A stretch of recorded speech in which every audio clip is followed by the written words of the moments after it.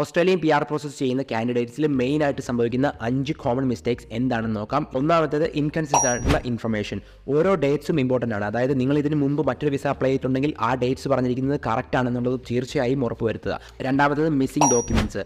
ഒരു കാര്യം ഉറപ്പുവരുത്തുക, സർട്ടിഫൈഡ് ആയിട്ടുള്ള ഒറിജിനൽ ഡോക്യുമെൻസിൻ്റെ കോപ്പി തന്നെ അപ്ലോഡ് ചെയ്യാൻ ശ്രദ്ധിക്കുക. മൂന്നാമത്തേത് അൺക്ലിയർ ഓർ അൺകൺവിൻസിങ് എവിഡൻസ്. അതായത് നിങ്ങളുടെ എഡ്യൂക്കേഷനോ അല്ലെങ്കിൽ വർക്ക് എക്സ്പീരിയൻസിനോ സപ്പോർട്ട് ചെയ്യാനുള്ള ഇനഫ് ഡോക്യുമെൻറ്റ്സ് ഇല്ലാതിരിക്കുക. നാലാമത്തതും ആരും തീരെ ശ്രദ്ധിക്കാത്തതുമായിട്ടുള്ള ഒരു കാര്യം, നെഗ്ലക്റ്റിംഗ് യുവർ സോഷ്യൽ മീഡിയ.